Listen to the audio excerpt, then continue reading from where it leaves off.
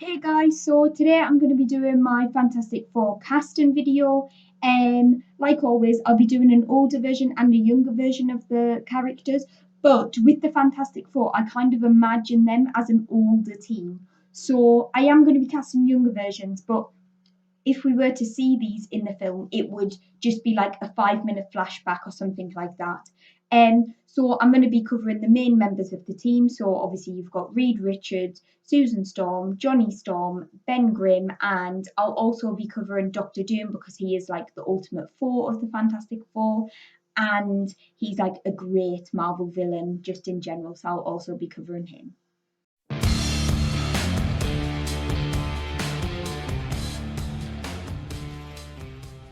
So let's get into it straight away with the guy with like obviously a really soft heart but a rocky exterior, Ben Grimm, aka the Thing.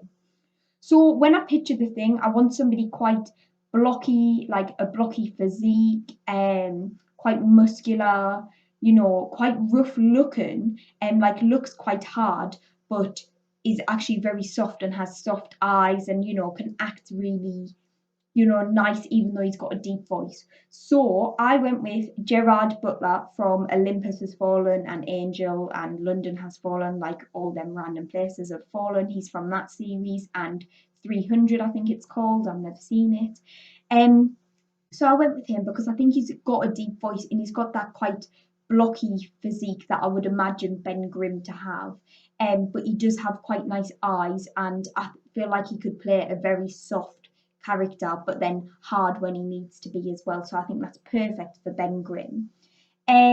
Then for the younger version or like flashback version of Ben Grimm, I went with an actor called Tanner Buchanan or Buchanan, however you pronounce it. I'm not entirely sure. And he's from Cobra Kai. So I've never actually seen him act in any film, so I can't really talk about him in terms of performance. But look wise, I think he's really good. Because he's got quite like a big jaw and he's like not really skinny, but he's not massive, but he's well built, I'll say. But he's got nice eyes as well, a bit like similar to Gerard Butler, and I can imagine him being the younger version of Gerard Butler. So I think he'd work quite nicely. So moving on to the hothead of the team, Johnny Storm, aka the Human Torch. So whenever I picture the Human Torch, I always imagine him being slightly younger than the rest of the team. Not loads younger, but like a few years, maybe like 5 to 10 years younger than the rest of the team. So for the older versions of the Human Torch, I went with Matthew Daddario and Aaron Taylor Johnson. But I settled on Matthew Daddario in the end because Aaron Taylor Johnson has obviously appeared already in the MCU as Quicksilver, and even though he was killed off, I still remember him a lot, and he could always make an appearance in the future. Plus, I think we've had enough Human Torch and MCU crossovers and things like that in the past, like sorry, I'm choking. Obviously, Chris Evans was the original Human Torch, and then he went on to become Captain America. Then you've got Michael B. Jordan, who was the other Human Torch, who then goes on to become Eric Killmonger in the MCU. So we've had far too much crossover already. We don't want that happening again. So Matthew Daddario, and the main reason I settled on him is because he's a very good-looking lad. Man. He's got a lovely smile and he's got really nice eyes and he looks very cheeky and things like that. And that's perfect for the Johnny Storm flirty, arrogant character. So that's why I settled on Matthew Daddario. Then for the younger version of Johnny Storm, I had both Gage Munro and Gatlin Griffith. That is so hard to say. Um, because both of them, like I've never seen either of them perform in anything, but they're both very good looking and they look a bit cheeky, which that's what Johnny Storm's all about really. So that's why I settled on them too. Now we move into the Invisible Woman, aka Susan Storm or Susan Richards, depending on if she's married in this film or not. I don't know. So for this character, I had both Sarah Lancaster and Tessa Farah, I think it's Farah. Because both of these women look extremely mature, very caring, powerful, and confident. So I think that's just perfect for the Susan Storm role. She's really powerful, but she's caring. but she is very protective of her family because she cares for them so much. And I think both these women would make a perfect Susan Storm for them reasons.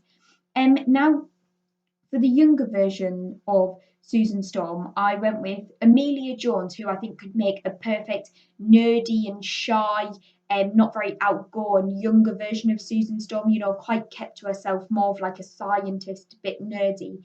But then I also had Nicola Peltz for a more, elegant and confident and outgoing Susan Storm. So they were my two options for the younger version of Susan Storm.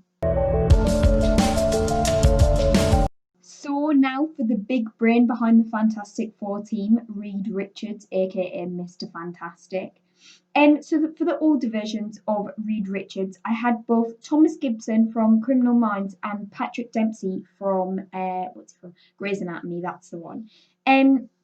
So I think both these actors look the perfect age and they look like very mature and smart, but they also look kind of arrogant. And I think that's perfect for the Reed Richards role because he knows he's smart and he always thinks he's the best at everything, similar to Doctor Doom.